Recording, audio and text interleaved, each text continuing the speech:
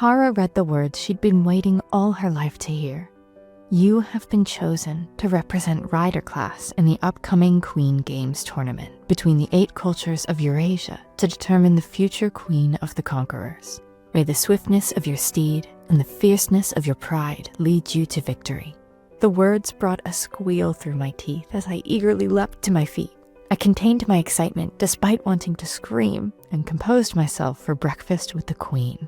It took longer than it should have to calm myself down as I reached for the shelf and pulled out a gown. I looked in the mirror and tied my hair in a bun, wanting to look my best for the Queen and her son. I examined myself before leaving the pit house to eat with the man who might one day be my spouse. Though the Queen had invited me to live at the palace, my parents had said she wanted not me, but my talents. The Queen had recognized my potential for riding bareback and had personally trained me in horse-to-horse combat. She's been more of a mother than my own had ever been, and I only wanted to stay since living here was a dream. Unlike the 7 girls who would compete to become his wife, the Queen had allowed me to be a part of her son's life. The 2 of us met occasionally when we trained every day, but whenever we spoke, I had nothing witty to say. I stepped into the hall, where it was no surprise to me that the Conqueror King wasn't seated with us for tea. My mentor and her son, the prince, sat alone, eating vegetables prepared in the copper stove. "Good morning, Kara. You're a little late," the Queen said. "Apologies, I woke with too many knots in my hair." As I approached the table and sat at my place, I hoped that the red would leave my face. My mentor had delivered the letter that morning and told me only we knew and to tell her son shortly. I wished all these thoughts hadn't erupted in my mind before I'd even had a chance to greet them both in kind. The 3 of us sat in silence, serving the food on our own because it was Conqueror custom to eat our meals alone. The Queen placed her fork down, breaking the silence. "Well, I've had a shortage of excitement this morning. Kara, have you received any letters lately?" But she only had eyes for her son. I almost choked on my spoonful of chickpeas, but the prince was too busy eating to notice. "I did receive good news, I had to admit. Care to share it with us?" the Queen demanded. The look I gave the Queen was one of pleading, but my mentor only waited to hear what I would say. Here are the 4 choices Kara can make. She can take the prince somewhere private to tell him, do what the Queen wants and tell the prince now, ask the Queen to leave and then tell the prince, or don't tell the prince yet and wait for a better time. Hi guys, it's Jen and I'm joined with Mel again, and we are just going to be going through the choices for the first chapter of the Queen Games, which we're really proud of. So let's see what you guys said.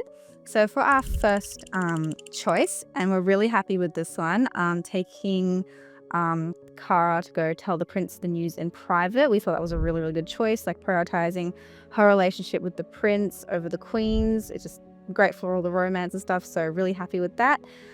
So we will move on now to choice 2. Kara decided what to do. "If you don't mind," I told my mentor, "could I please tell the prince later, maybe in private?" The Queen paused, staring at me, before quickly acquiescing. "Of course." Unexpectedly, the prince asked, "Did you receive good news from your parents?" Though he was still too engrossed in his meal to meet our gazes. "No," I replied. "I haven't heard from them since last month." Talking about my parents always soured my mood. They were in the western horizon when they last sent a rider. As he finally looked up from his plate, I pursed my lips together and nodded, trying to hide my discomfort beneath a thin smile. I loved my parents, I supposed, but they'd never been with me for more than a few weeks since they'd delivered me to the royal palace. The Queen pressed her napkin delicately to her mouth and stood with a grace I could only hope to emulate one day. "Well, I have a few things I need to get in order. Please, continue without me." Again, she shot me that knowing glance. When the Queen's footsteps disappeared from the dining hall, I sat patiently and watched the prince devour the rest of the food that had been prepared for 3 and hardly eaten by 2 of us. Now was the moment to tell him about the letter, I thought. The prince leaned back in his chair, folded his arms, and stared up at the ceiling. I opened my mouth to say the elders had sent their decision, but instead I asked him, "Anything you'd like to do today?" The prince's eyes slowly made their way down to me. "Let's go riding." I almost squealed. Horse riding was my favorite pastime. I also took a particular pride in the fact that it was the only physical sport in which my skills far outshone the prince. He was an excellent rider, of course, but I was better. I arranged to meet the prince at the stables and went to my room to change into my riding gear and boots. Besides the queen, I alone could wield weapons without a saddle. The prospect of fighting 7 other women from 7 other classes to life-threatening extremes didn't particularly excite me, but the thought of being with the prince as his queen made it all worth it. I stepped across the palace grounds towards the stables, breathing in the fresh summer air. The king's stallions glanced up at me when I entered and whickered in greeting. I smiled to see the prince had already taken Sasha, my own horse, from her stall and now brushed her down. Sasha snorted when she caught sight of me and dipped her head, her reddish mane floating down her neck. "Are you finding it difficult to be on time today?" the prince asked, patting Sasha down with a gentle hand. "I'm sorry," I quipped, lifting my hands to stroke the horse's neck and say hello. "I didn't realize we were on a schedule." The prince always complained about his schedule, and the joke just popped into my head. He chuckled, then turned to the wall to lift Sasha's saddle, straps, and reins from its hook, before slumping it all into my arms. Then he headed to the far end of the stables, where he led from the stall the largest stallion I had ever seen. The massive horse plodded dutifully behind its rider. I quickly tacked my own horse, double-checked the straps, then stepped gracefully up into the saddle. I'd been riding Sasha since I was old enough to sit a horse, and we'd reached the perfect level of trust and communication. I didn't ride any of the others. The prince, on the other hand, burned through a stallion every year or two, which was typical for conquerors. I waited for the prince to tack up his stallion, and with a quick wink from him, he burst into a gallop, racing ahead of me, and I quickly chased after him. Sasha didn't take much coaxing. Both the mare and I were only too familiar with the prince's riding habits, and we both enjoyed a good chase. Still, we maintained a steady distance behind the prince, following him whenever he wanted to go through the sprawling meadows. With the wind in my face and the reins almost completely slack in my hands, I gave myself over to my love of riding. The rolling hills spread before me, the blue sky glinted around the sun, and I found myself wondering how one man could rule all of Eurasia in its entirety. It struck me as odd to think that the boy galloping away on the horse in front of me would sit upon his father's throne to rule it all himself, and he would bring whichever woman rose victorious from the Queenmaker series with him at his side. We rode for the better part of an hour until the prince pulled his horse into a slow canter. The stallion's faltering stumble did not go unnoticed, and my heart ached for the poor, exhausted creature. The prince leapt from his horse beside a grove of elm and waited for me and my horse to join him. I dismounted in the shade beneath the elm's branches. I'd never met a conqueror much different than the prince in most respects.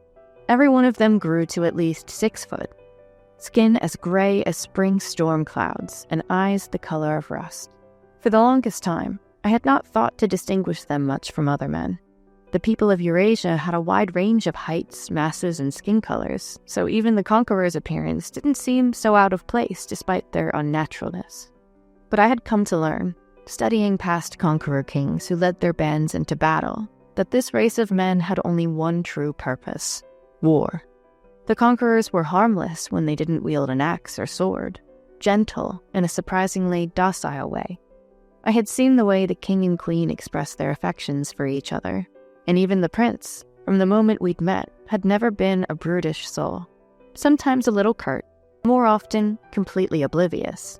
He'd still never raised his voice in anger or acted toward me with anything but kindness and compassion. This was probably due to his mother's raising, meaning a queen not only gets to rule through her husband, but also gets to shape the future king as well. With a smile I hoped didn't look as nervous as it felt, I went to join the prince.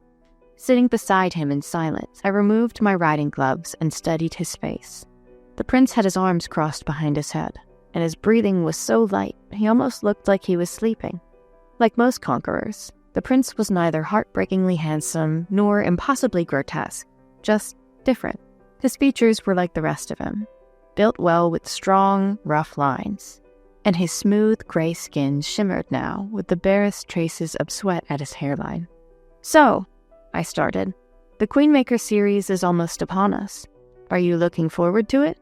Then I cringed at how ridiculous that question had sounded. Thankfully, the prince didn't open his eyes to see my recoiling face and merely shrugged, which was his response for almost everything. My stomach churned with apprehension, but I forged on because it was probably now or never. I thought you'd be more excited. The prince shrugged again, his eyes still closed. Being forced to marry a complete stranger is not something you look forward to. But what if you did know them? The prince opened his eyes. I clenched my fists, my heart pounding in my chest as I blurted out. My letter this morning was from the elders. They chose me as the rider class champion. The prince lurched from his careless position and propped himself up on his side to finally look at me with a frown. There must be a mistake. Isn't my queen supposed to be among the best fighters Eurasia has to offer? My entire world stopped with that one question, and I felt the heat rising in my cheeks as if he'd slapped me. All I could do was stare at him with wide eyes, waiting. Just waiting. Then the prince let out a chuckle and shook his head. I'm clearly joking, he nudged me playfully. It was so obvious this morning. You knew! A nervous laugh escaped me, and I reached up to tuck a loose strand of hair behind my ear. Honestly, now that I know you'll be competing, a part of me is more excited than I've ever been. I wanted to look away from him, but couldn't. This was the only time he'd ever hinted at having romantic affection for me, and even this was a vague hint. It was the last thing I'd expected from him. The prince grinned, holding my gaze with his red-brown eyes. I've always enjoyed training with you, he continued. I look forward to watching you fight. Do I dare ask this next question? So, you wouldn't mind me being the mother of your child? The prince seemed to study me with his eyes. You would be a wonderful mother, and an even better queen. Choice time. We should be honest and transparent and reciprocate his feelings. It's what we want, and as it turns out, it's what he wants as well. No, this isn't how the Queen Games is meant to be played. He might think less of us if he perceives us as trying to seduce him. Ignore all that. Nobody needs to know, and this is something we've been waiting all our lives to do, and we might never get another chance. You're all idiots. We should hint at feeling the same way, but hold off until it is most advantageous to us. Let's be smart about this and win the Queen Games. Hey guys, and we're back for the second choice. So, the flirting with the prince. We weren't the biggest fan of this choice. We just didn't think it was really in Kara's nature to be the manipulative, like some of the other girls joining will be. Ooh, spoiler. But yeah, we just thought it was more, especially with the romance, because she actually likes the prince, it would be better to keep her, more honest with him. So I wasn't the biggest fan, but we will see where the story goes. Okay, on to choice 3. Kara blushed, grabbing her hair in a fist and using it to hide part of her face. An excellent mother and an even better queen. But I would be your wife first and foremost. Is that something you want? Now it was the prince's turn to blush. That too.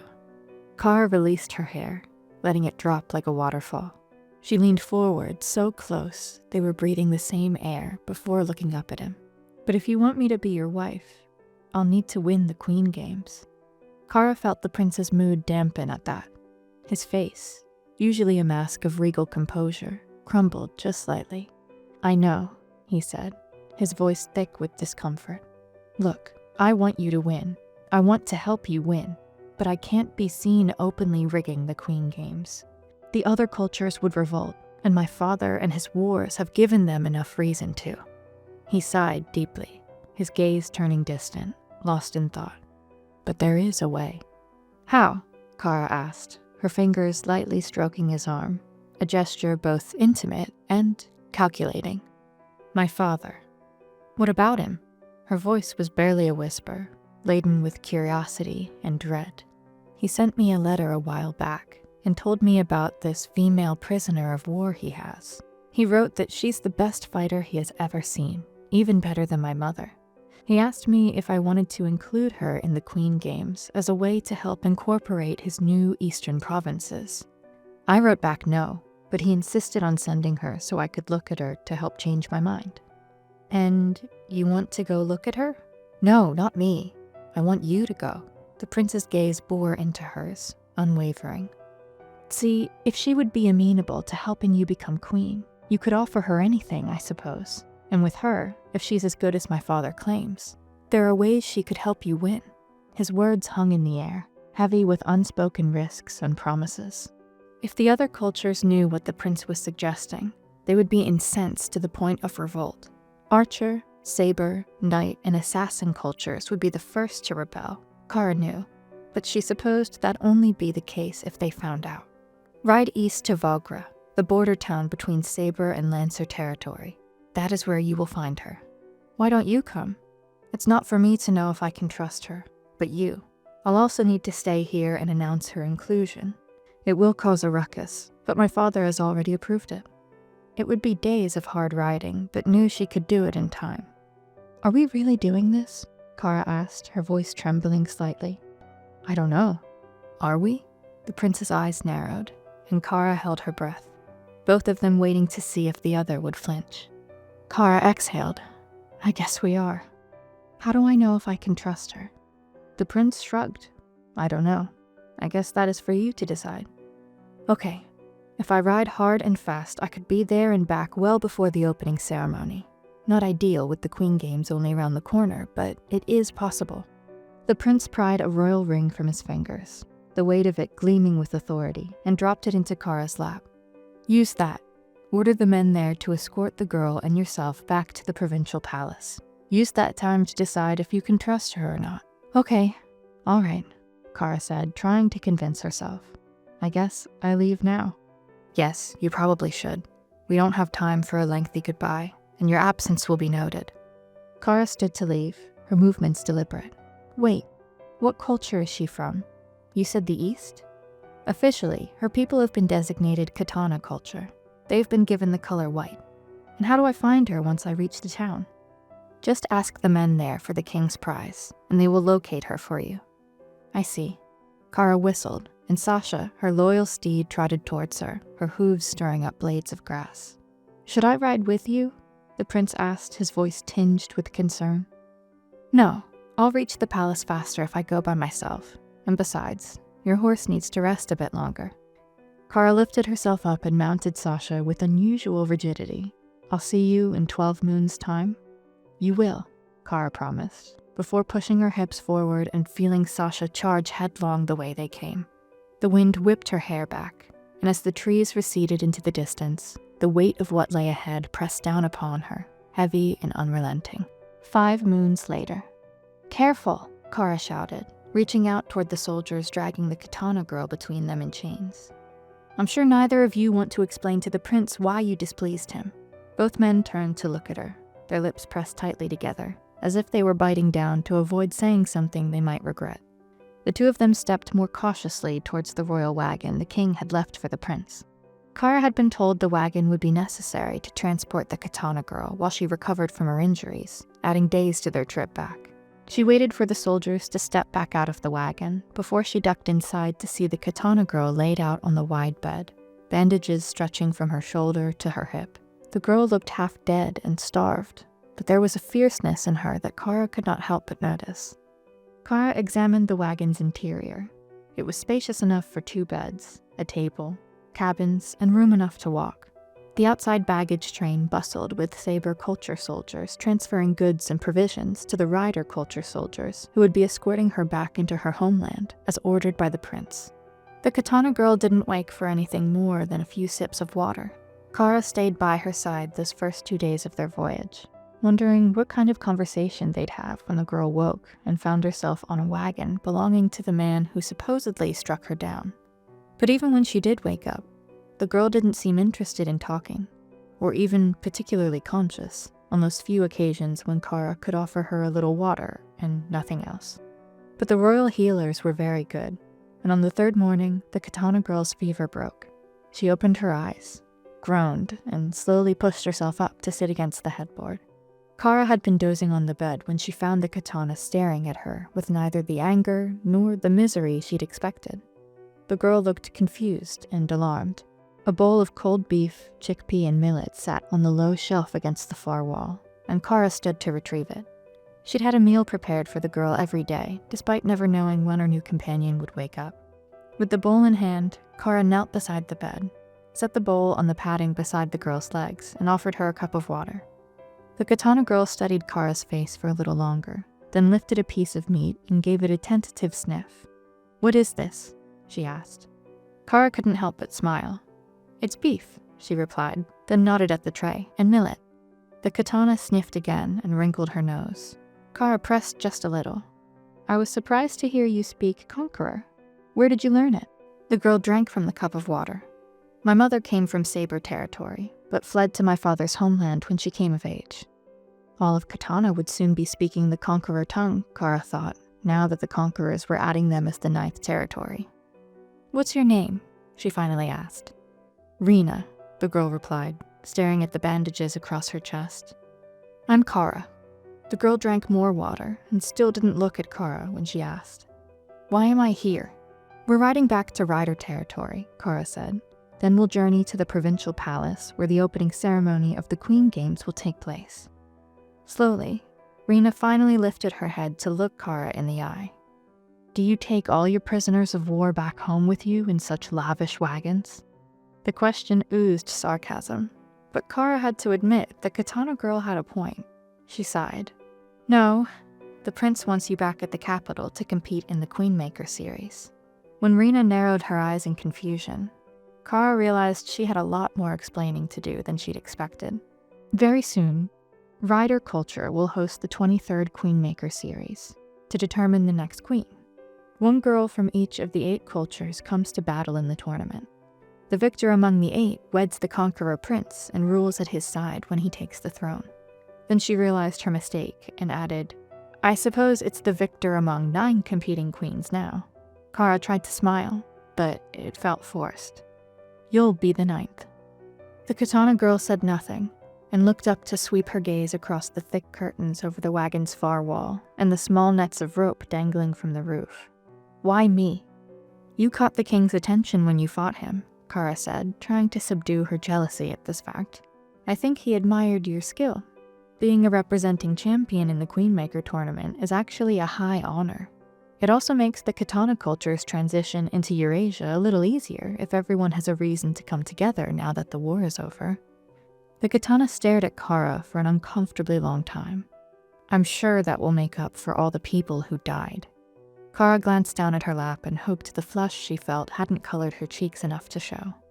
"It wasn't like that. You attacked us first." The silence was almost unbearable, so Kara grasped the first thing that came to mind. "Did you live in Sintra, the katana capital?" Rena shook her head. "That battle was my first time in the capital. From what I heard about the way you fight, I would have thought you must be a part of the royal guard." The split second of pure hatred Rena shot her way made Kara's stomach drop. "My father was," the katana girl said, then her eyes softened, and she gazed at the partially eaten food on the tray beside her. "And both my brothers. They all died at Acreum." Then she lifted her head and stared defiantly at Kara again. Kara bit her lip. She couldn't help the guilt that overwhelmed her now, especially when she thought of the stories she'd heard about Acreum. Lord Krieger of Archer culture and Lord Johan of Knight culture combined their forces to obliterate the enemy warbands there. "The prince," Rena said, finally breaking the silence. Kara met her gaze and nodded. "How well do you know him?" Kara was completely taken aback by the girl's astute assertion. "We've been training together since I was old enough to ride a horse." Rena's stare made her feel as if the girl were prying into her soul. "And you're fighting in this tournament too?" Yes, Kara replied, amazed that the katana girl had caught on to that. "I was chosen to represent rider culture. It really is an honor, Rena. I was thrilled when the elders told me I was their first choice." Rena blinked before shaking her head with pity. "You really want to marry him?" Her words seemed to say, "What is wrong with you?" Kara's stomach clenched in irritation, but she reminded herself that this girl had lost her family and her home. She had to be patient and understanding. The conquerors have ruled for centuries, and the 8 cultures have experienced more peace than any of the people ever did when they ruled themselves. The same will be true for your people. The girl looked at Kara as if she were insipid, but didn't say anything else. Instead, she leaned back against the headboard and closed her eyes. "I don't think I want to compete in your Queen Games."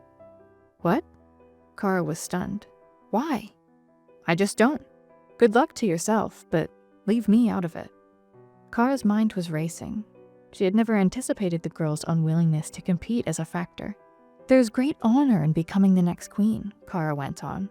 For example, the queen pairs her king one son, his only heir, and it's her responsibility to raise that heir in the best way she sees fit, with her own morals, values, and beliefs that might actually improve life of her people when her son ascends the throne.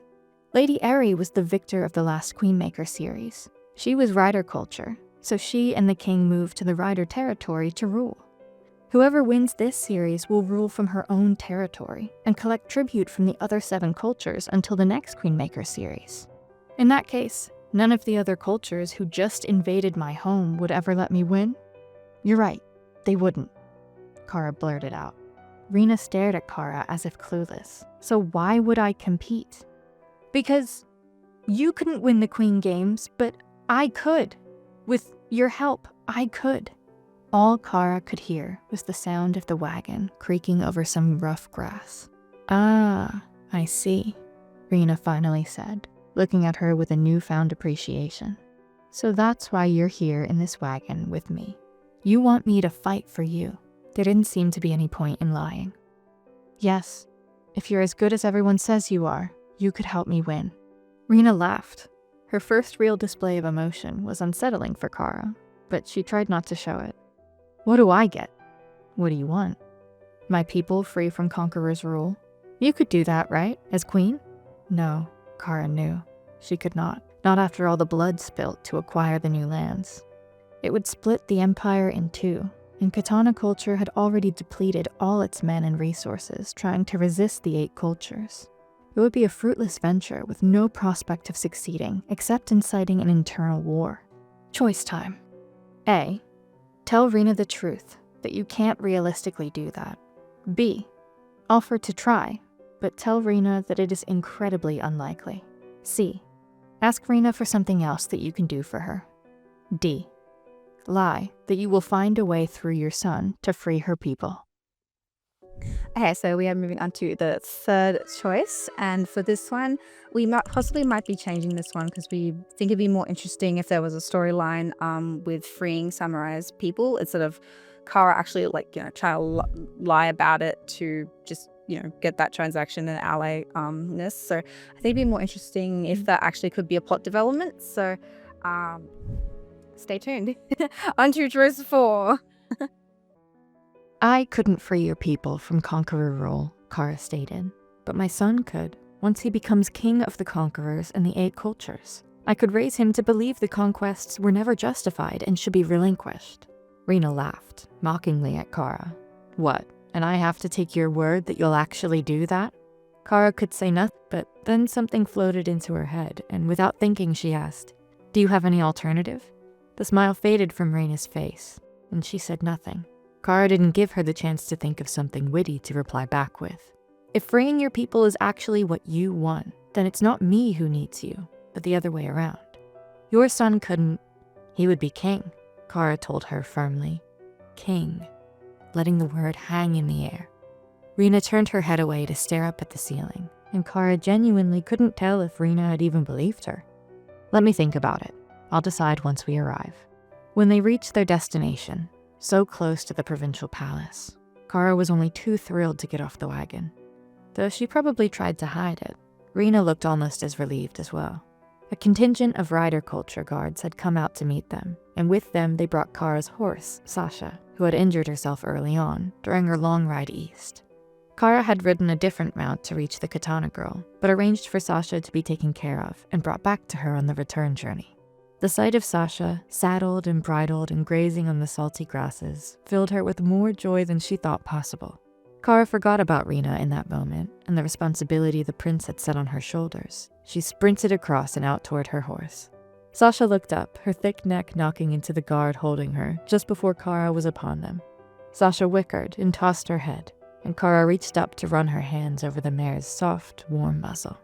You better have been good while I was away, she muttered, smirking at the horse and pressing her forehead against Sasha's mane. The mare turned to ruffle Kara's hair with huge, soft lips, snorting against her, and Kara couldn't hold back a little chuckle. Is she all better? She asked the guard holding Sasha's reins, who handed them quickly to her. He nodded. When Kara turned to introduce her horse to Rena, though, her excitement dimmed a little. The katana woman stood sullenly. Rena stood rigidly, with her hands by her sides, and eyed the rider culture guards casting unsubtle, scathing glances her way. Kara turned toward the guard who'd led Sasha and asked, "Did you bring any extra horses?" The man turned his head to look down at her. "Only the pack horses. We had not known you'd be returning with a prisoner." Kara frowned at him. "Have any of them been broken to ride?" The guard tilted his head. "One, but he's only had about a year under the saddle. Whatever you'd planned for him to haul, put it in the carriage. I don't plan to sit upon wheels with Sasha here, and the two of us need to leave right away." "Yes, my lady." The guard offered a half-hearted bow and stepped aside. "I'll saddle him for you now." "Thank you." Then Kara led her horse back toward the wagon and her ward. "Rena," she called, her voice carrying with a little more cheeriness than befit the situation. Rena turned her head sharply to meet Kara's gaze, and the rider culture guards dispersed at her approach. "Have you ever ridden a horse?" Rena eyed Sasha's mare with a scowl. "This one looks old." Kara stopped and blinked at the woman. "Not too old," she said, turning to scratch Sasha's broad cheek just below her ear. "You do know how to ride a horse, don't you?" Rena looked back at her and tilted her head. "Of course I do." "Good," Kara grinned. "Then you should have no problem keeping up." Rather than ask, Kara knew better now that the best way to get the katana girl to do something was to attack her pride.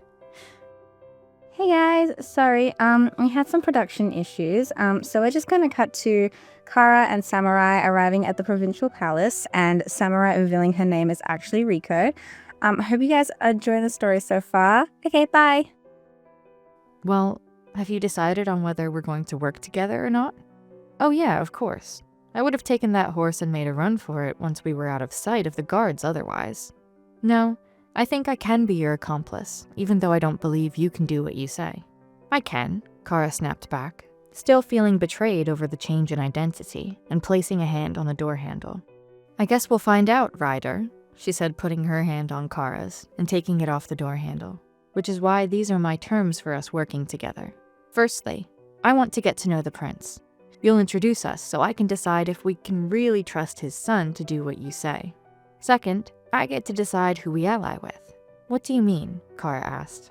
"Well, there's 7 other girls in there, and I'm sure we're going to need more than just the 2 of us to win. So, when the time comes, I will decide who we ally with, not you. Are we in agreement? Choice time. A. Agree to Riko's requests. B. Agree to Riko's request, but don't get her to know the prince. C. Request that you both have to agree on who to ally with. D. Disagree to Riko's request, and you decide who to ally with." Hey guys, so now we're on choice 4.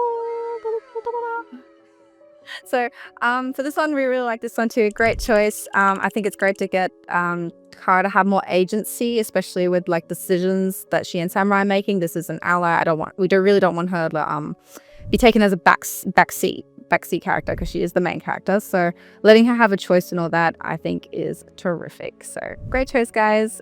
Can't wait to see what the rest of the choices down the line will be. Well done. Yay! Kara thought about it, but then ultimately decided not to accept Riko's request, and instead replied with, "No, we both have to agree on who we should ally with. Otherwise, we can't be allies." Riko blinked at her, waiting. "Fine." She reached out her hand and the two shook on it. "Good. Are you ready?" With a nod from Riko, Kara pushed the huge, heavy door inward, and they stepped together into the provincial palace. The massive domed ceiling of the entrance hall stretched impossibly high above them. The marble floors lit up by the sunlight flooding through the windows on the northeastern wall. Banners of gold streamed from the coffered ceilings, and others boasting the rider culture sigil of the black stallion on yellow silk adorned the smooth, plastered walls. A wide marble staircase stretched half the width of the far wall, blanketed with a golden handrail falling down its center. And between the new arrivals and that staircase, lounging in chairs and on benches at the table in the center of the room, were the other 7 champions. "Finally! We were starting to think you'd lost your way." Kara had never met the silvered-haired woman before, but she knew from the blue of her clothes alone that this champion was Lancer. "Not in my own territory," she replied, forcing a smile. She didn't want to start a quarrel with anyone, but she also didn't want the other champions thinking she was a pushover. It didn't matter that her stomach clenched with nerves to see all 7 of her competitors waiting for them. We traveled far to be here, and in short time. Lancer held Kara's gaze for a moment, then grinned. No doubt. She clapped her hands together. Now we can make our groups. Not the traditional pairings, because of Samari over there.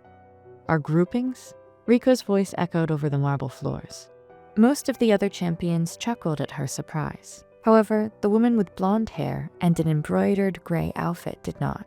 She'd been leaning her hip against the table since Kara and Riko arrived, and now she straightened her posture. By her colors, Kara pegged her as Knight. You saw the 4 towers, Knight said, her brow set almost as starkly as Riko's. The prince has assigned himself to the South Tower. The other 3 are for us. 3 of us will be sleeping in each tower, instead of the usual 2 per tower, Lancer added. Kara had not expected this change, but it made sense. It was usually a pair of contending queens assigned to each tower, but with 9, the numbers don't add up. Knight glanced at her from the corner of her eye, but didn't turn her head. So, we need to decide who sleeps in which tower. Riko stared out at all of them and blinked once. I'd rather remain with Ryder. All eyes turned to Kara, who was just grateful Riko had remembered not to use her name. As long as Ryder agrees, Knight replied, her blonde hair glinting in the sunlight when she tilted her head at Kara. Kara turned to meet Riko's gaze and nodded. Of course. Lancer turned around to address the other queens at the table. Who wants to be their 3rd? The room grew incredibly quiet when no one answered, and the silver-haired queen's laughter rang out across the marble. Well then, does anyone else have any preferences? The queen sitting at the far end of the table with wild, flaming red hair and wearing a simple dress of emerald green, which signaled her as warrior, looked up. Don't put me with Knight. Knight briefly turned to glance at her, then looked away again with flared nostrils. I'm sure no one's going to argue with you on that point, she said dryly. Lancer studied them both, then waved a dismissive hand. Ocean, Saber, do you mind sharing a tower? The woman with reddish blonde hair braided into a crown around her head wore the burnt orange of ocean culture, her brown leather boots stained with salt and stretching up to the middle of her calves. Though Kara never spent much time admiring other girls' appearances, she didn't think she'd ever seen someone as absolutely gorgeous as Ocean. Kara wondered if this queen had ever received a scar or so much as a bruise from training to make it into the Queenmaker series. Ocean turned with wide eyes to look at the queen sitting at the center of the table. Saber was the only one of them almost half naked, her belly exposed between the violet top with thin straps over her shoulders and the loose, airy pants. Why do I get her? Ocean said, scowling at Lancer. Saber straightened and rolled her eyes, then swept her long black hair away from her forehead. Ocean sighed. Better than getting samurai, I suppose. It's katana, Kara interrupted, not samurai. Ocean shook her head. The king has designated her people as samurai culture. But that's not their name. Ocean shrugged. The king has already declared it in his letters to the 8 cultures, so that's what we're going to call her. Kara glanced at Riko, who reacted to the misnomer as much as she did to just about everything else, which was not at all. But Kara sensed underneath she was irked. So, Lancer waved a hand at Ocean. You, Saber, and Warrior. You'll be the East Tower Alliance. Now, who wants Assassin? Assassin was draped head to toe in tight-fitting black. Iron loops ran in 2 glinting rows down her black leather vest, which made the copper haircut just above her shoulders look like it was on fire. The Black Queen stared at the table and didn't meet anyone's gaze. You can't be serious, Lancer said, eyeing the other queens when no one spoke up. Fine. Assassin, do you agree to an alliance with me? Assassin glanced at her with still brown eyes, nodded once, then stared at the table again. Knight? That's fine, Knight replied. Good. We're the North Tower. Wait. The woman with short cropped brown hair and red leather looked up from where she sat at the table, her eyes suddenly wide. I'm left with Ryder and Samurai then? Were you not paying attention, Archer? Warrior asked, lifting a hand to indicate their entire gathering. Archer glowered. I don't want to be with the dead girl. Lancer tilted her head. You had plenty of time to say something. When she was finished glaring at Lancer, Archer turned her attention to the other queens. Will anyone trade with me? Lancer put a hand on her hip in annoyance, and most of the other queens stared at Archer and said nothing. Assassin didn't look up from her intense concentration on the table. Archer let out a loud growl that sounded rather like a feral animal, then folded her arms and sat back against her chair. That's it then. Lancer stepped across the entrance hall toward one of the recessed niches, where she pulled out a wooden tray with 9 stones painted in different colors. When she set this on the table, Kara and Rico approached. 4 circles had been painted on the tray, which apparently stood for the 4 towers of the provincial palace. Lancer moved each colored stone to their corresponding circles on the tray. Black, blue, and gray in the north tower, orange, green, and purple in the east tower, and red, gold, and white in the west tower. White? Rico muttered. I'm assuming it was chosen for you, for your people, Kara replied under her breath. I was told the guards would be bringing our things up to the rooms once we had everything decided, Lancer said, clasping her hands in front of herself. The opening ceremony is tonight after sunset at the ringing of the bell. The rest of the day is for us to use as we wish. For a moment, the entrance hall was quiet, and no one moved. Then Lancer raised her eyebrows and took off toward the main staircase at the far end of the hall to go wherever it was she was headed. The queens slowly dispersed, Ocean and Warrior muttering to each other as they headed in another direction. Kara wondered how many of them thought it odd to be left to themselves in this sprawling building, though it felt no different to her than her life in the royal palace. There weren't any conqueror guards to be seen from where they stood, but she imagined they'd make their presence known only when they were needed. Kara turned to Rico, who raised her eyebrow and watched Assassin walk off alone. Care for a tour? Rico shrugged, but she moved beside Kara as they headed off to explore. Kara had visited the provincial palace a handful of times when she was younger, during the days when she and the prince longed for adventure and mystery and sought it everywhere they could. Back then, the place had been empty, undecorated, cleared of anything that might provide a spark for their imaginations. Now, it almost felt like she'd never been here before. She led Rico across the massive entrance hall to the room opposite the main staircase, where they found the domed ceiling of the dining hall. Presumably, from what Corbel had told her, the contending queens would be gathering here tonight to dine together for the opening ceremony, where the first round of matches would be revealed. Just off the north end of the dining hall were the massive arrangement of training rooms. The last time Kara had seen these, they'd been empty, the weapons racks barren. That had only disappointed her and the prince. For the Queenmaker series, though, the pine floors had been sanded and shined, and a vast array of weaponry filled the wooden racks lining the walls. Mostly wooden sparring swords and staffs, but also longbows, sabers, spears, 2 claymores, a selection of broadswords, rapiers, a long trident, a highly glistening collection of short and long daggers, 4 glinting sais, and a few things Kara had never seen before. The 2 girls inspected the rather eclectic selection, but when Rico sighed, Kara realized that a katana had not been provided among the weaponry. She hoped Corbel would find suitable arms for Rico in the coming days. They made their way through the palace, most of which had been constructed of stone and plaster. The marble only existed outside, in the entrance hall and in the dining hall. When they'd gone through the south end, they found themselves returning through the entrance hall to then head up the grand staircase at the north end. The polished wooden banister was cold and sleek beneath Kara's fingers as they ascended, but her focus was pulled away by echoing footsteps headed toward them. From the hallway to the left of the staircase came Ocean, her sea-worn boots whispering across the marble floors. She stopped when she saw Rico and Kara. Then a smile broke over her face. "Enjoying the palace, are you?" she asked. "The rooms are nice, at least in the east tower." "Where are Saber and Warrior?" Kara asked. Ocean glanced at the ceiling and shrugged with one shoulder.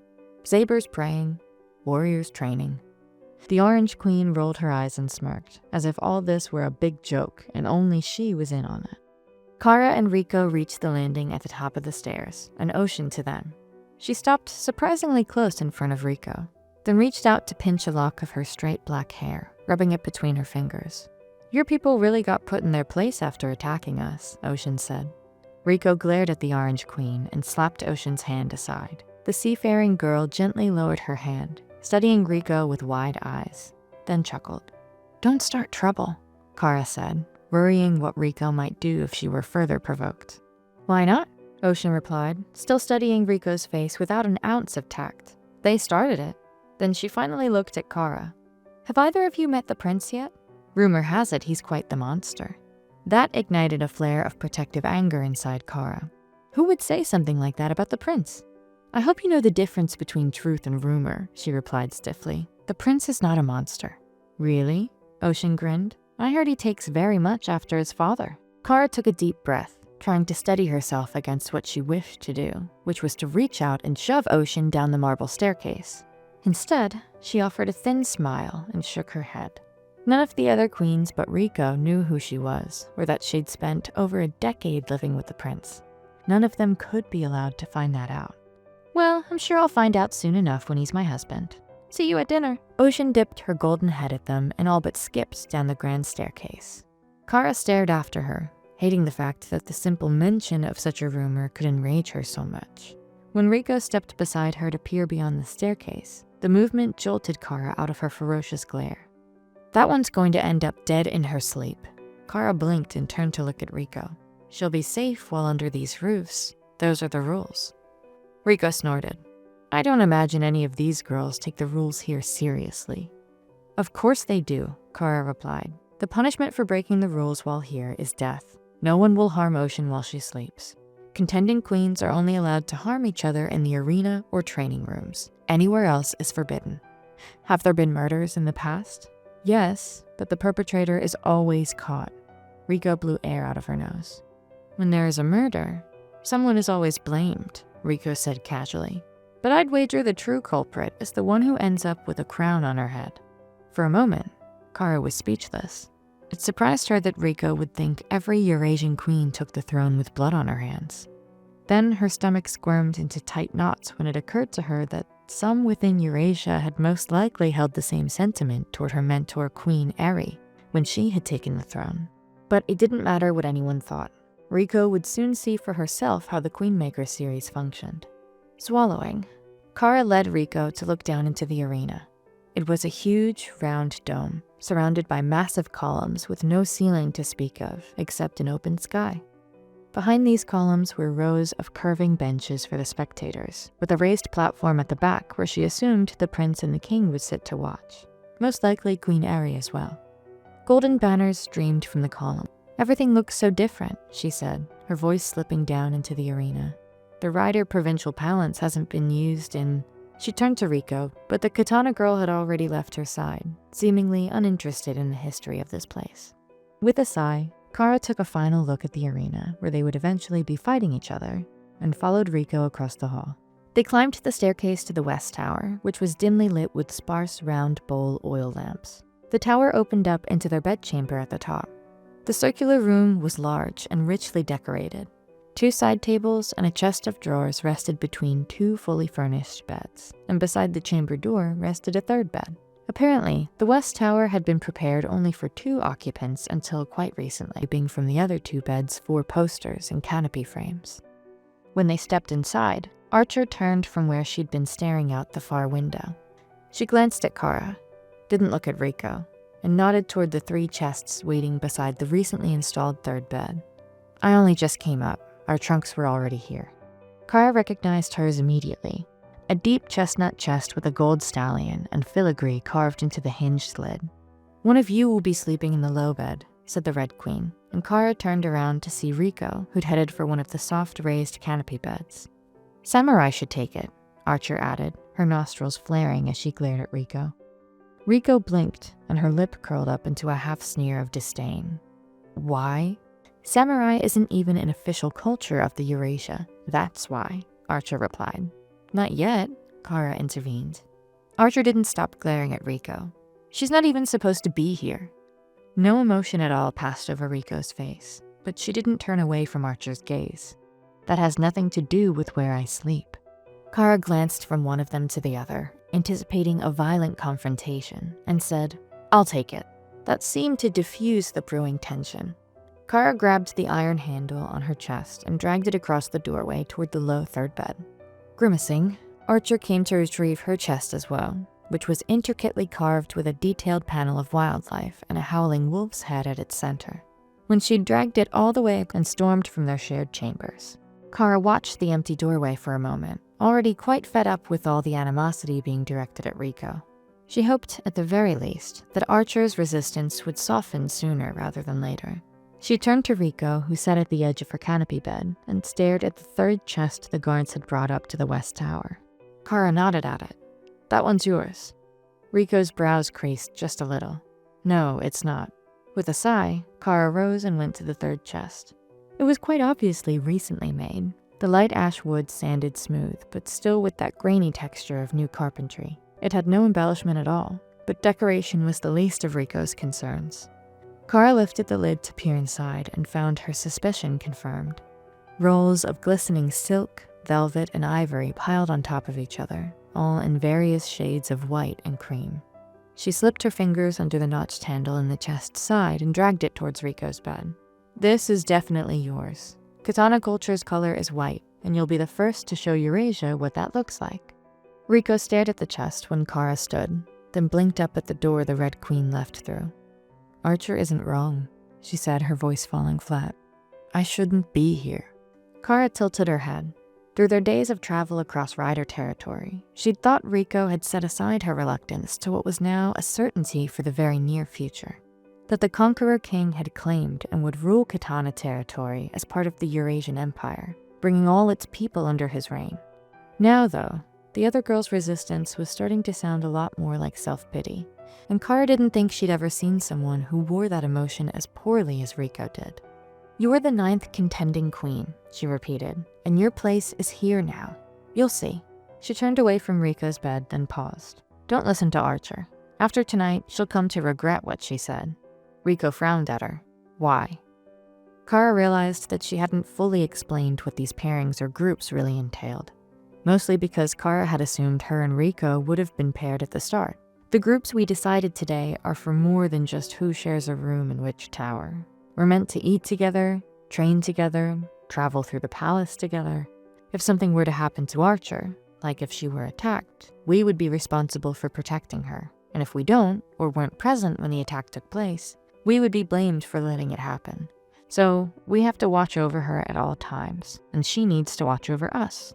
Those are the rules." Closing her eyes, Rico lifted her feet onto the bed to lie down, her arms straight by her side as if she were meditating. Kara shook her head, waiting for Rico to say something more, but she received only silence.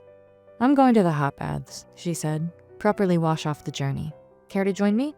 A deep sigh that sounded almost like a growl rose from Rico, but she didn't move or open her eyes. "No, I wish to enjoy some alone time before that, too, is taken from me." Kara thought Rico's brooding rather dramatic, but if the Katana girl wanted solitude, she could have it. It would be scarce after the opening ceremony. With a shrug, Kara turned and stepped through the tower doors to head for the baths in the southern end of the palace.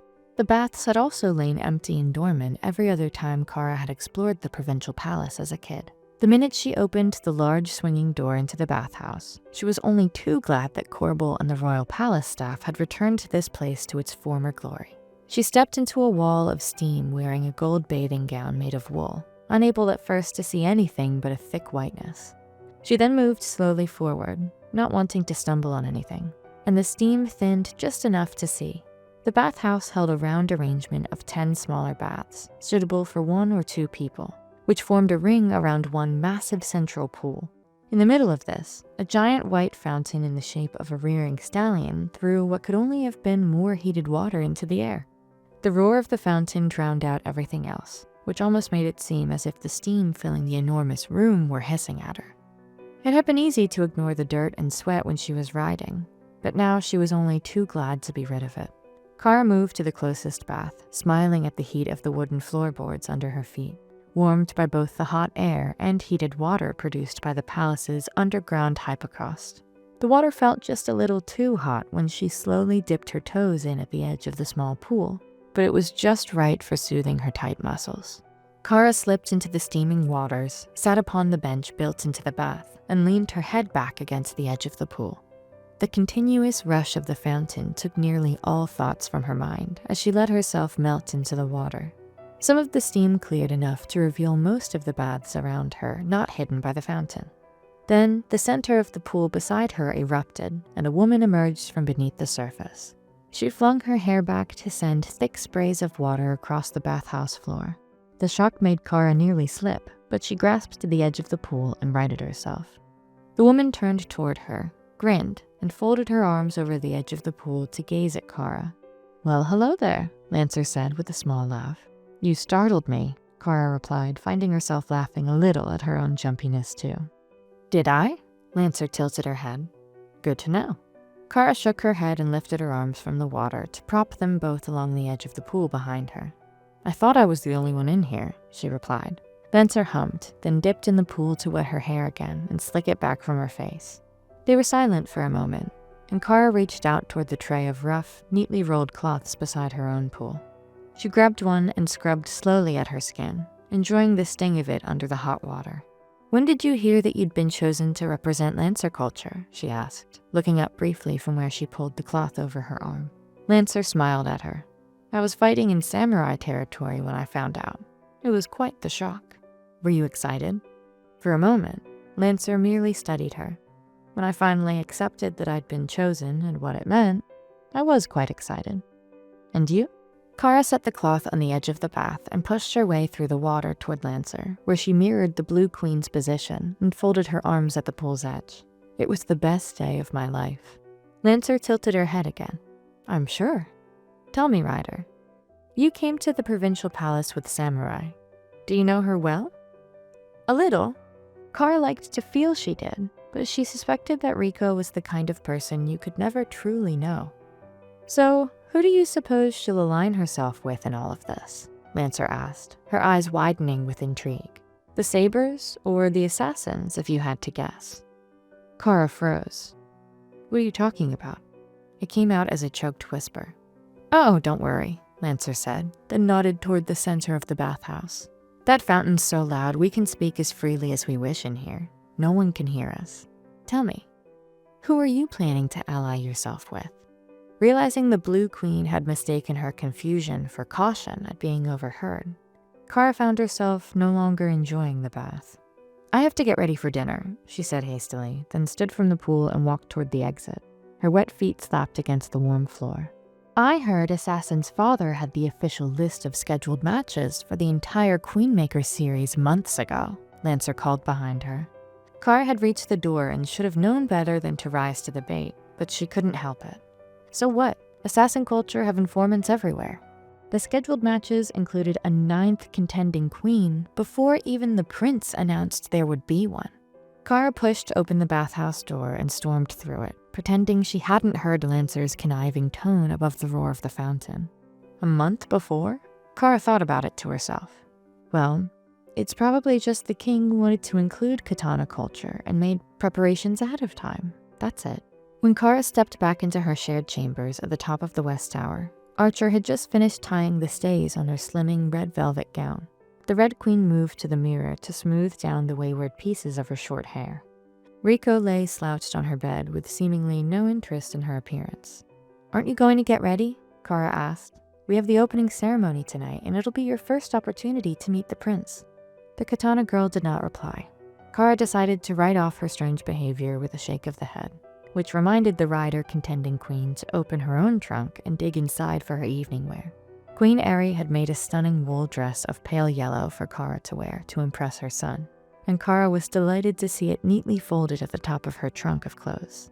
It took longer than she would have thought to put it on that even the bell rung for the opening ceremony, and she was still not ready to leave. However, the garment fit her perfectly, drawn tight around her waist with the accompanying sash, while the loose arms draped from her wrists. When she'd finished adjusting it, she found Riko sitting up in her bed and staring at her. Kara opened her arms, silently asking the katana woman what she thought of the ensemble, but Riko only closed her eyes with a sigh, as if Kara now wore the garment all wrong. "Have you decided what you're wearing?" she asked. Riko slowly lowered herself back on the bed to resume the same lying position. "Those things in that trunk are not mine." It was true, of course. Kara and the 7 other contending queens had been given plenty of time to prepare their own trunks with what they'd need during the tournament. Riko, though, had been spirited away from her home with nothing more than the armor she'd worn into battle, not even her own sword. "I know," Kara replied, trying to sound both sympathetic and encouraging. "But these were made for you. You can't be expected to wear the same." "I'll wear what I want," Riko interrupted. "Suit yourself." Kara waited, hoping the katana woman would relent and dress in whatever formal gown was stashed in her trunk. But Riko didn't move. "If you really don't want to come, then just stay here," Kara said, then went to the standing bronze mirror to repin the stray locks of her raven hair. Then she turned toward Archer, who'd been silently watching them both. "Are you ready?" Archer nodded. "We'll see you in the dining hall," she told Riko, and the red and yellow contending queens left the West Tower chambers. With the exception of Riko, Kara and Archer were the last queens to enter the dining hall, where everyone else had already taken their seats, including the prince. Kara paused when she saw him. He looked somehow different from when she last saw him. When the prince looked up from the table and saw her, a wide grin spread across his face. His eyes lit up, and he stood. "Ryder," he said, his voice ringing with obvious pleasure. "We've been waiting for you." Then he gestured to the empty seat to his left, where he sat at the head of the table. That smile washed her surprise completely away, and she beamed back with a nod. "My prince." She had not thought she'd be this happy to see him again after her travels. But here was the boy she knew, and the man she meant to stand beside as his queen. Archer slipped silently into the closest empty seat, and Kara approached the head of the table, keeping the prince's gaze all the while, then waited for her to take her seat before he sat in his own. The prince's smiling gaze did not leave her right away, and Kara found her heart racing. When the prince finally looked away to gaze at the 8 assembled queens at the mahogany table, Kara glanced at Lancer and the rest, and suddenly realized they had all been watching. Kara's smile faded as she considered the other girls. Some of them still eyed her blatantly, others avoided her gaze, but all had clearly picked up on the prince's treatment of her. They'd all donned fine gowns, rearranged their hair, and offered the prince sweet smiles, but he had ignored them all in favor of Kara. The tension in the room was suddenly very palpable. "Isn't Katana in the West Tower with you?" the prince asked her. Kara nodded. "Where is she?" "She'll come later," Kara hoped. And that she did, halfway through the night after the main course of food had been eaten, and each queen had spoken in turn with the prince. Soft footsteps echoed from the entrance into the dining hall as Lancer was regaling them with stories of snow bears. Everyone turned to see Riko walking slowly toward the thick dining table, looking entirely like she'd just stumbled out of a gutter compared to the other girls at the table. Riko was barefoot, her long legs uncovered beneath a tattered white shift. Whatever the shift used to be, it was clearly meant to be worn under something else. The hem had been ripped on one side, exposed her lower ribs, and whatever Riko had done to it, Kara could not bring herself to believe that anyone would dare pack such a spoiled article in a contending queen's trunk. But the girl herself walked proudly, as if she'd donned the finest gown of all the queens, and stopped at the opposite end of the table. The dining hall fell completely silent until the prince said, "I thought clothes had been prepared for you. My apologies." He genuinely sounded apologetic. "No, this is what I chose to wear," Riko replied. The samurai girl held his gaze and did not look away, her confidence unwavering. "You took everything of value from my country," she said, the echo of her voice across the heavy stone floors thickening her accent. "This is all that remains, my prince." The prince said nothing and merely gestured toward the remaining empty seat at the table, which was the farthest of them all from the prince. Without another word or show of recognition, Riko stepped forward and gracefully took her seat. Kara couldn't stop staring at the katana girl. Somehow she looked the most eye-catching of them all. 3 conqueror guards filtered into the dining hall from the kitchens in the back, 2 of them carrying trays of huge iron chalices. The third brought a silver pitcher, and when all the chalices had been set in front of the prince and the contending queens, the wine was poured. Most hands immediately went to grasp the chalices and start drinking, likely to help diffuse the tension of which only the prince himself seemed ignorant. Either that, Kara thought, or the prince just didn't care. Riko, however, watched the prince like a predator does to a prey, her finger stroking the edge of her chalice. Kara picked up her own chalice and took a long drink. The prince downed his chalice in one long, steady drink, after which it was immediately refilled by the guard. The prince dabbed at his lips with a napkin and said he wanted the queens he had not already met, which was only Riko, to introduce themselves. But instead of introducing herself for their sake, which Kara never really expected Riko to do, the 9th queen looked at the prince and asked, "Why do you keep the girls battling to be your queen under the same roof?" The prince lowered his cup, and the corner of his mouth twitched into a smile. The first Conqueror King's wife had no advisors when she won the tournament to become his wife. Her words were her own, and since then, that has been our tradition. I do not want a queen who could only impress me by repeating the words she was told to speak. Each of you will be judged on your own merit and nothing else. He took another long drink of wine, but didn't drain it this time. Unlike traditional unions, a conqueror union is a marriage till death, which means separation is a right not given to us. So you only want a queen who wins on her own merit? Asked Rico. Correct, the prince answered. You didn't really answer my question though. Why under the same roof? You view outside help as cheating. But what if your future queen cheated to become your wife? Rico asked, unabashedly challenging the prince. Suppose Ryder stood in my way to becoming queen. What would stop me then from breaking her legs or doing something worse in the middle of the night? Kara stared at her in shock. The prince closed his mouth, looking both unimpressed and unamused by Rico's question. Me and the captain of my guards. The groups you formed today are to keep you accountable to each other and to provide alibis. If a crime is committed, anyone without an alibi will be found guilty and punished accordingly. The words came from his lips with incredible ease. However, Rico was satisfied by none of it. What about secret alliances? More than one queen collaborating or working in secret to eliminate the most likely winner? What if we all lie and provide you with false alibis? If I suspect any of this, the prince replied grimly, I punish all those I suspect of lying. And if you're wrong, and the culprit is not among those you suspect, instead the person you punish was just framed because they were the most likely to win and become your queen, what happens then? The dining hall fell painfully silent again as Rico and the prince stared at each other. Ocean let out a chuckle, and most of the contending queens seemed to find this all very amusing. Kara didn't see the humor in this exchange. The prince downed the rest of his chalice and said, if you fool me and my guards, congratulations. You've won the right to sit at my side as queen. Ah, Rico replied, suddenly looking at the prince with newfound appeal. Your rules aren't in place to prevent cheating or to protect us. They're in place to see if we can get away with cheating without getting caught. The prince smirked. There are no rules to being queen. Why should there be any to becoming one? Kara could not believe those words had just left the prince's mouth. They were so against everything she knew about him as a person. Finally, Rico touched her chalice and took a slow, delicate sip. I think I'll like this tournament, she replied, and finally tore her gaze away from the prince as if she were no longer interested in him now that he had answered her questions.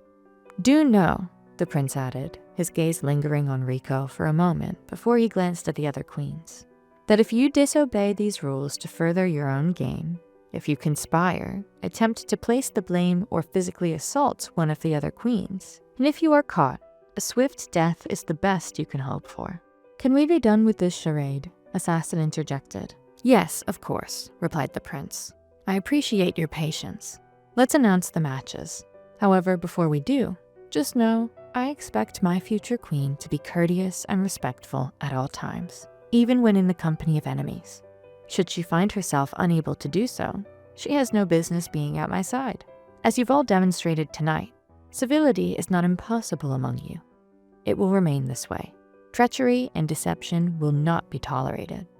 Though he did not say more on the subject, Kara heard in her own mind the echo of his voice and what he seemed to imply.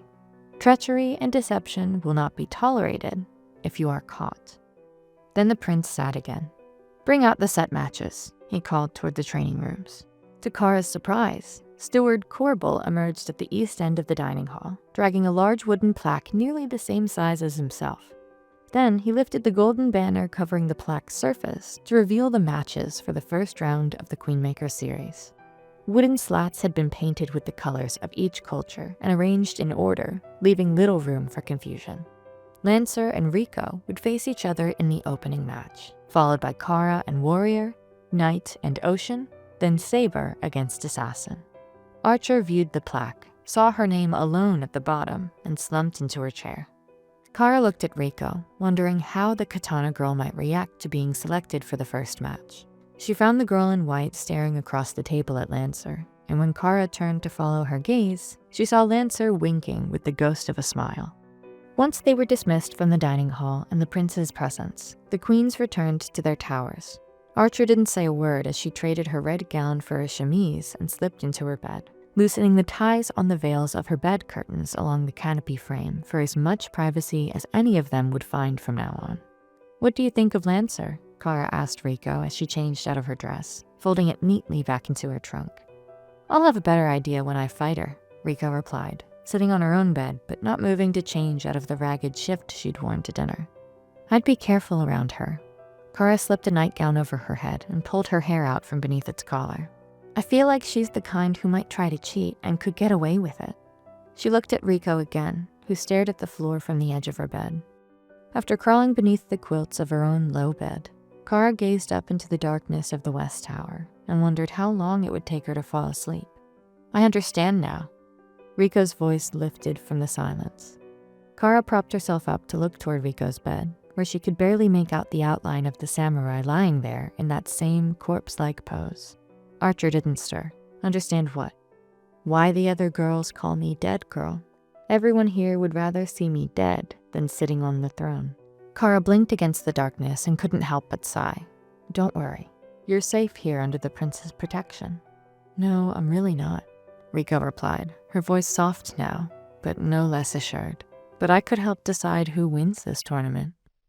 The next morning, Kara and Rico decided to practice for Katana's upcoming match against Lancer using wooden practice swords.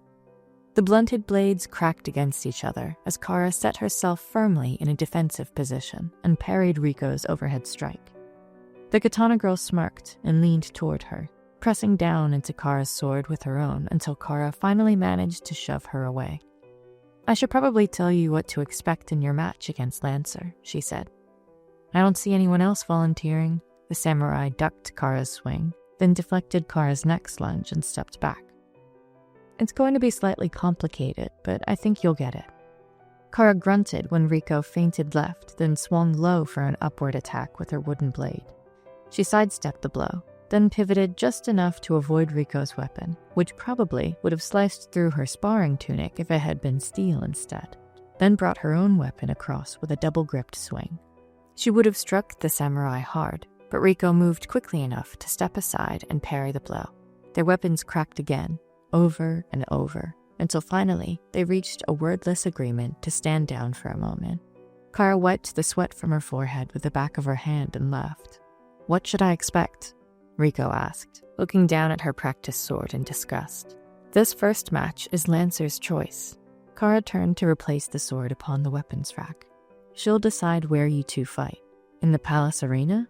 Rico replied. "That stadium you showed off to me yesterday?" "Perhaps," Kara shrugged. "She's more likely to choose the Lancer territory arena. Every culture has a domed arena of their own outside the palace grounds. Lancer can choose to fight you there or in the palace arena. If she fights you in her territory arena and wins, the victory gets her 1 point." Rico returned the practice sword to the rack below Kara's. "I imagine she'll fight me where she's strongest." "Exactly." Kara watched the samurai step slowly down the rows of weaponry along the training room's walls. "But if she chooses to fight you in the palace arena, it's neutral, without a particular terrain advantage for either of you. But a victory there is worth 2 points. For both of us?"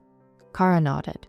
Rico pulled a rapier from the rack, which Kara hadn't seen hidden behind the broadswords. Then both women turned at the sound of footsteps entering the training room. Warrior stood there. "I thought I heard you sparring in here," she said. "We were," Kara replied. Now that the tournament had officially begun with the opening ceremony the night before, the queens were expected to be with their alliance members unless inside their own tower. Warrior had arrived alone, and with her looming match against Kara known to all, the tension between them heightened. Warrior turned to Rico, who held the rapier now as if she intended to use it. "Samurai," she said by way of greeting. "I wanted to speak with you yesterday alone, but you have quite the persistent shadow." Kara took that to mean herself. "What about?" inquired Rico. "Nothing serious. It's just, I fought in the war," the green-clad queen said, her wild red hair draped across her shoulders when she nodded at Rico. "You had a reputation even then. You slew over 50 Eurasian soldiers before being captured. It's sad that they only ever let the women fight when it's too late. With a flick of her wrist, Riko brought the point of the rapier up to aim it at Warrior's throat. Though they stood half a room apart, the very air seemed to hold its breath in anticipation. It was never too late. The samurai lowered the rapier in her hand and returned it to the weapons rack. Now you fight to become queen of the very people who failed to kill you.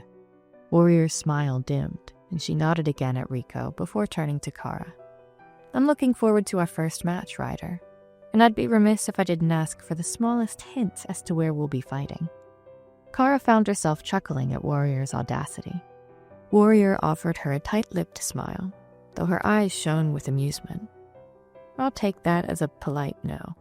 I'd hate to rob you of the surprise, Kara said, but you can at least expect a horse. This time, Warrior chuckled with her. More footsteps echoed from the dining hall toward the training rooms. The three queens turned to see Night approaching them, her blonde hair catching in the light coming through the dining hall windows. When she nodded at Warrior, the green-clad queen scoffed and stormed out of the training rooms, stepping through the wide doorway as far away from the blonde-haired queen as she could get. What did you do to her? Riko asked, surprising Kara with the curious tone of her voice. Night raised her eyebrow at the samurai and let out a long sigh. Nothing. My people once ruled over hers, that's all. There's been bad blood between us ever since. Before the conquerors, Riko said. Night stared after Warrior and nodded curtly. Yes, the Silver Queen sounded tired by the whole affair. In all honesty, the only thing that separates Knight and Warrior culture is chivalry. If I become queen, my first appointment would be to install chivalry as a rule of law throughout the Empire, which is what my people did for Warrior. Riko's face barely moved, but Kara saw the girl clenching her fist. My people would die before we let some foreigner tell us how to live, the samurai said. Knight's eyes grew wide, and a light flush of color rose in her cheeks. I certainly didn't mean to offend you. My apologies. Riko only stared at her, and for a brief moment, Kara thought her samurai friend would attack the Silver Queen. Knight blinked, then glanced at Kara with a barely perceptible nod. Excuse me. Then the blonde-haired queen left the training room almost as quickly as Warrior had before her. When they were alone again, Kara turned slowly toward Riko. Did you respond so harshly for a reason? Riko eyed Kara strangely, as if it surprised her that Kara hadn't reacted in the same way. Good intentions don't make a bad idea any less dumb. How would the people of Rider culture react to being told how they should live their lives? Kara opened her mouth to respond, but the gong ringing through the provincial palace stopped her. That must be for the demonstration, she said instead. Of what? Riko asked. Kara was growing wearisome of having to explain every detail of the Queenmaker series to Riko, but if she didn't, who else would take on the role? The second skin, she said, and nodded toward the dining hall and the great hall beyond. The queens who had not heard the gong were found and brought to the palace arena. Now, all 9 stood on the small stadium's lightly sanded floors. The man before them introduced himself as Jabir, the combat and training instructor for this year's Queenmaker series. My role is to ensure that each of you fights without injury. Outside the palace, this would be impossible, except for what I'm about to show you. He raised the large copper bowl in his hands, then lowered it in front of Night at the end of the line closest to him. When he nodded, Night dipped her hand into the bowl and pulled out what looked like translucent gray mud. Cover your exposed skin, Jabir called out, moving down the line so each queen could scoop out handfuls of the substance to smear over their skin not protected by armor. Kara thought it even felt like mud, both gritty and slick, as if it had been dredged from the riverbed. But she knew no river possessed anything in its rushing waters nearly as valuable as this. Once you've applied the second skin, Jabir added, you must wait before sparring or fighting with it. When Lancer, the last in line, had received her own handfuls of the substance and set to rubbing it over her neck and shoulders, the instructor turned to set the copper bowl upon the raised dais at the back of the arena. Now, we wait. The instructor stood with his legs firmly planted and hands clasped behind his back. He bowed his head to stare at the floor. 12 minutes seemed an awfully long time for the 9 queens to stand there. each of them wondering what to expect when the second skin had finished its necessary quickening time. Kara felt a light, cooling tingle rush over her skin where she'd smeared the substance. Finally, Jabir raised his head and asked, "Which of you does not have a match this round?" Archer raised her hand. "Step forward." When the Red Queen did as he asked, the instructor studied her. "Hold out your arm." Archer complied, and in a flash, Jabir drew the dagger from his belt and brought the tip of the blade plunging into her forearm.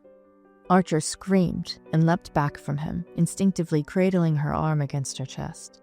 The instructor watched her with no expression whatsoever, and when the Red Queen quickly lowered her arm again to inspect it, her eyes widened. There was no blood on her arm. No wound at all. Archer flexed her fingers, turning her forearm over and back again, and one corner of her mouth lifted. Jabir sheathed his dagger and retrieved a wooden staff from the arena's dais. "Lancer," he called. The Blue Queen stepped forward with her jaw clenched to receive a blow with the staff where her neck met her shoulders. She fell to her knees, grunted, then stood again. "Assassin," the instructor called. He struck each queen in turn where their skin was protected by the second skin. Every one of them fell or staggered beneath his blows, and all of them stood again, sustaining no lasting damage, only a pain that quickly faded. Kara thought her entire hand had been crushed when Jabir cracked his staff against it, but it moved just fine a few seconds later. "Second skin is your last defense," the instructor said, "a final shield. It prevents any blade from piercing the skin. And just as with the shield, heavy erosion and repeated impact weaken its effectiveness. A precise and accurate blow from your opponent may leave a crack in the second skin. If you thought my gentle swats were painful, these cracks are like nothing any of you could possibly imagine." The man's brows drew together just a little when he added, "I've heard it's as excruciating as childbirth. No competing queen has ever managed to continue fighting once their second skin has cracked." "Until me," Ocean muttered, though it was quite loud enough for all of them to hear, including Jabir. Kara found the Orange Queen's remarks a bit obnoxious, but she couldn't help the smirk on her lips. The instructor ignored Ocean completely and gestured toward the weapons racks of long swords that had been brought into the arena. "Now you have the opportunity to spar with an opponent wearing second skin. Prepare yourselves for combat." Then they paired off to begin. "Lancer?" Kara asked, stepping beside the girl in blue as Lancer lifted her own sword. Though she'd seen Blue Queen fighting Rico the next day in the opening match of the tournament's first round, Kara wanted to test Lancer's combat skills for herself. While she and her sparring opponent moved across the arena for an unoccupied place to train, Kara caught sight of Jabir approaching Rico, who had been left without a partner. The samurai nodded slowly at something the instructor said, then reached out to accept the sword Jabir offered her. Immediately, the instructor lunged with his own sword, which Rico quickly parried. In the few seconds before she turned her attention back to Lancer, Kara thought the saber culture instructor seemed fairly skilled with a sword. Lancer turned her head to sniff at her shoulder. "What is this stuff made of?" she asked with a scowl. "The flesh of dead conquerors," Kara replied. Amidst the clash of battling steel, her comment was only loud enough for Lancer to hear. The Blue Queen looked quickly up at her and blinked. "What?" Kara took a deep breath. "When they die, their skin is peeled from the corpse and boiled in a precise way. The product is second skin, but its real name is ethium." "Who in their right mind would think up such an awful thing?" Lancer sniffed at her shoulder again. "Some archer culture alchemist, I think. Did you know it's one of the most highly sought-after commodities? Not just within the Eurasian Empire?" Lancer blinked at her and tilted her head. "How do you know all this?" Kara shrugged. "I heard it off a passing trader. That was a lie, of course. Spending her entire life within the royal palace and surrounded by a household comprised of conquerors, she'd heard of the process for creating second skin in extensive detail." With a shrug, Lancer readied her sword and grinned. "Well then, let's put it to the test, shall we?" Kara had expected the Blue Queen to come on strong, but Lancer jerked her sword about as if she were swatting at flies. A weak stab at Kara's flank, a loose-gripped lunge at Kara's middle. All it did was force Kara to step aside and out of the way of such petty attempts to spar. "I like to watch you dance, Ryder," Lancer said, poking her sword at Kara's thigh so Kara only had to step away again as they circled each other. "Is your horse as skittish as you are?" When Kara frowned at that, Lancer threw her head back and let out a throaty laugh. Kara took that moment to strike, shifting forward to bring a two-handed strike up toward Lancer's ribs. The Blue Queen's laughter cut off abruptly, and Lancer parried Kara's swing with a speed she'd been hiding all along. Her jesting nature disappeared entirely, replaced by a girl Kara had not seen yet since they'd entered the provincial palace. Lancer lashed out with precision and skillful movement, pushing Kara back in defense. Kara found it impossible to move quickly enough out of Lancer's path, having to focus all her energy on parrying the Blue Queen's blows and deflecting the attacking sword away from reaching her flesh. Kara did not have the time to spin away without making herself vulnerable to Lancer's speed, and she barely managed a handful of successful blows against her sparring partner. Clearly, Lancer was indeed the better swordswoman, at least on foot, and Kara could only imagine how much more lethal the Blue Queen would be with a spear in her hand instead of a sword. Kara grunted at the sting of steel glancing off her shoulder. No wounds beneath the second skin, but that did not stop the pain. Then, a curdling scream echoed out from beside them, and all the queens stopped, lowering their weapons to see what had happened. Ocean lay curled up on the arena floor, clutching her knee and shrieking. Jabir approached her, knelt and lifted up the leg of her trousers to inspect her knee. "Seems you were a bit overconfident." Then he rose again and called to the queens. "This is what cracked second skin looks like." He gestured to a conqueror guard Kara had not noticed watching them from the entrance to the arena. The guard moved swiftly and bent down to lift the screaming Ocean into his arms. "You know I didn't mean it," Ocean shouted, glaring at Saber as they passed. The half-clad queen, still in her purple attire with the flowing silks, only raised her eyebrow and watched the guard carry Ocean toward the dining hall. "Continue," Jabir called, then nodded at Rico. "Samurai, you'll spar with Saber now." Rico nodded, then approached the queen in purple. They didn't waste any time in setting their swords against each other or bothering with niceties. From across the arena, Kara caught the other queens staring at Saber with suspicious eyes. The crack in Ocean's second skin had obviously not been accidental, and before Kara returned to sparring with Lancer, she made a note to tread carefully with Saber in the future. When Jabir finally called a halt to the sparring trial, he sent the queens to the bathhouse. None of them seemed remotely inclined to object, and the swords were returned to the weapons racks in short order. Then they filed out of the arena toward the bathhouse in their respective bathing gowns made of wool. Kara's hair was plastered to her face with sweat, her head feeling like it was on fire after such a long session, dancing around Lancer's remarkable attacks. Ocean was already in one of the bathhouse pools, soaking herself in the streaming waters with a grimace. Each queen took her own separate bath, and Kara found herself instantly satisfied by the heat washing over her aching muscles. Jabir had told them the second skin took an hour to soak before they could scrub it free. The permission to do nothing but sit there for so long felt like an incredible luxury before the start of the tournament. It didn't take Kara long to realize she'd been wrong about that. The heat of the pools and the steam in the air, mixed with the body's inability to breathe and sweat freely beneath the second skin, made that hour-long soak nearly unbearable. Only halfway through, Night called out from the cloud of steam rising from the pools. "Is anyone else finding it difficult to—" "Assassin!" Lancer shouted, but Assassin had already jumped from her bath, sending water everywhere and into Night's.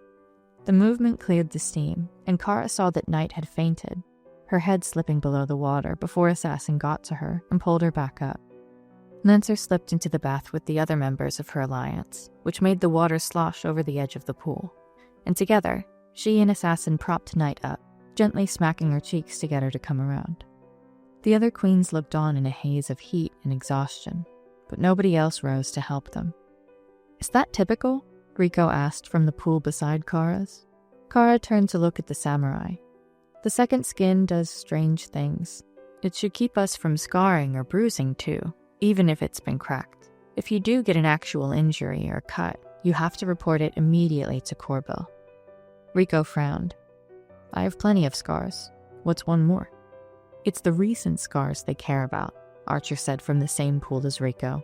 "In the first few tournaments, queens were murdered, but before dying, they had inflicted defensive wounds on their killer.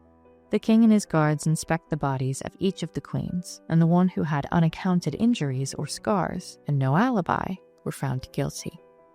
They were executed, Kara added, quickly wiping away the sweat running into her eyes. And the members of their alliances were also punished for not stopping them. They force us to spy on each other, Rico said. It works. Archer grabbed one of the rough cloths beside her bath and scrubbed vigorously at her own body. So, if you're planning to kill anyone, Samurai, Ryder and I will be the first to stop you. Kara watched Archer scrubbing the second skin away. The girl seemed to attack her own body with that cloth more intently than she'd sparred with her partner in the arena. After a few more minutes, Archer tossed the cloth onto the ground with a wet slap and heaved herself from the bath. "Where are you going?" Kara asked. Archer said nothing else, walking toward the bench to wrap herself in a robe before disappearing through the steam and out of the bathhouse. When Kara glanced at Rico, she found Lancer slipping into the samurai's bath. Hey yourself," replied Samurai. "What are you doing in my bath?" Lancer's long silver hair clung to the cream-colored water. "I was just curious if either of you have any ideas as to who the serious contenders are for this series," the Blue Queen asked. Feeling she'd been in the hot water long enough, Kara grabbed her own rough cloth to start scrubbing. "Saber," Rico said. Lancer raised an eyebrow and dipped her head. Lancer was impressed by that. "I think you're right." Lancer sat back against the wall of the bath and sighed. "You know, Samurai, I'm sure Ryder hasn't told you this yet, but do you know that each of us have private dinners with the prince?"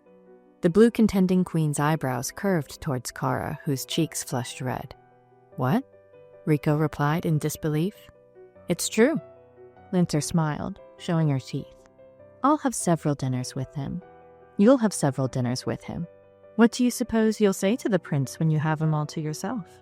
"I guess I'd talk about the war," replied Rico. "You?" Lancer's fingertips clattered against the bath's edge. "Same, but for different reasons. Tell me, how did the war play out from your perspective?" Kara didn't want to think about the war, let alone talk about it. She stood from her bath abruptly, and her wet feet slapped against the floor of the bathhouse as she got out. "Don't you want to stay?" Lancer asked. Kara walked toward the bench and grabbed a woolen robe. "Talking about the war just depresses me." "Suit yourself," Lancer replied. Rico began recounting, and Kara left through the doors to a brisk, chilly air that grated her. When she arrived in the West Tower chambers, Kara found Archer already asleep in her canopy bed. Moving quietly, she slipped into her nightgown. Kara's limbs felt heavier than they'd ever been, her skin scrubbed raw to clear away the second skin. The exhaustion was overwhelming. Kara lay in her bed, buried herself beneath the covers, and couldn't have stayed awake even if her life depended on it. Hey guys, so we're going to be reading the last chapter of Queen Games. So let's get stuck into it. Yes, you shall. Okay. So that was how the prince found her, with his hand over her mouth to quieten her scream, as she woke up in horror to find him standing over her, blanketed in darkness. His other hand had a finger pressed against his lips, indicating for her to keep quiet. The prince pointed to Rico and Archer, who were still asleep in their lavish beds. He released his hand from her mouth and indicated for her to follow him outside into the tower room. Kara quickly did as she was bid and followed him down the stairs without even a torchlight to help guide her. The prince walked so incredibly smooth she could barely hear him. If you didn't see him, that'd be terrible. He's right in front. But managed to keep up as the two of them entered the hot steaming baths. The hot water was still rushing as the prince took a seat and waited for Kara to join him. She did, sitting on the edge of a copper bath opposite him. The prince's eyes scanned the room, though, to make sure there was nobody present before leaning forward and speaking under his breath. "You are not safe," he told her bluntly. "These girls are already planning to do you harm as we speak. My guards overheard Ocean telling Saber and Warrior how tragic it would be if you fell down the long stairs or slipped in the baths." Neither the purple nor emerald contending queens responded to her provocation. English is definitely my second language, people. But neither did they abuse her of saying such a thing. Assassin is also watching you. After being assigned to your towers, she followed you in samurai for the rest of the day. My conqueror guards were spread too thin that I didn't even know what Lancer and Knight were up to at the time. I only have 3 conqueror guards, 1 to watch each tower. At the moment, I think the 7 contending queens are content with letting themselves be watched. But that's only because they choose to be. I didn't realize the other girls would be this dangerous. I thought maybe 1 or 2, but not all of them. Challenging. Very interesting, isn't it? What do you mean dangerous? Kara asked. They're all psychopaths, just like my mum. I could feel it at dinner. There isn't a shred of humanity left in any of them after the training they have endured. Kara was stunned. The prince went on, pleading with her. Kara, if they find out I am planning to choose you to be my queen, they will kill you. The prince avoided looking at her and she noticed the muscles on his neck tightening harder. I moved on to the south tower so I'll be able to keep a careful watch over you, but I have other duties I must attend to. So I thought I'd just have one of my guards watch over you at all times. But that won't be enough. Not even close. Kara didn't know if it was the heat emanating from the bath surrounding her or the shock of being awoken so abruptly in her sleep. But she couldn't understand what the prince was getting at. What are you saying? She finally asked. The prince sighed. I won't be able to keep you safe. He looked so pained to say it, so hurt and vulnerable, as though this was a feeling he had never contended with his entire life. Kara pursed her lips together and looked down at her feet, watching the pooling water beneath them, seeping in between her toes, and told him, I know. The prince clasped his hands firmly around hers. Kara, I don't care about rider culture winning this year's Queen Games tournament. I just want you to live, and I can't guarantee your safety here. So if you want to leave, grab Sasha and ride out of here tonight. No one will stop you. No one will force you to come back and compete. Taro, that other rider culture girl you occasionally train with, will take your place. You'll be free to live whatever life you want and be happy. Kara thought heavily about what the prince was saying. She had the skills to find work anywhere in Eurasia, and she was still young. She could find someone, get married, and have children like she always wanted. Kara slipped her hands from under the prince's and wrapped them around his face before saying, The only life I want is by your side. Romantic. Eventually, one of these girls will realize my feelings for you and they will try to kill you, the prince reiterated. Kara studied the creases on his face. She had never seen so many before, probably because she had never seen the prince with so much concern. Whether he was fighting 1 man or 20, he never showed concern. It was probably the most attractive thing she had ever seen on him. You're right, I didn't know the Queen Games would be this dangerous before yesterday. But having had time to think it over, so what? I don't particularly want to be queen, but being queen is the only way you and I can be husband and wife. So what choice do I have? You can choose to leave. Even after becoming queen, it won't stop. There will be plots and wars waiting for the rest of our lives. That's why we conqueror princes marry girls like Assassin, Archer, Saber, and Lancer. They have a vested interest in keeping us alive so that until their son can take our place. Do you see? It's just a transaction between us. We conquerors are good at fighting, but not much else. So we marry devious, conniving women who will give us power, allying enough for the cultures onto our side to keep the Eurasian Empire together. There is no place for love in this arrangement. It's a sacrifice we need to keep order and peace.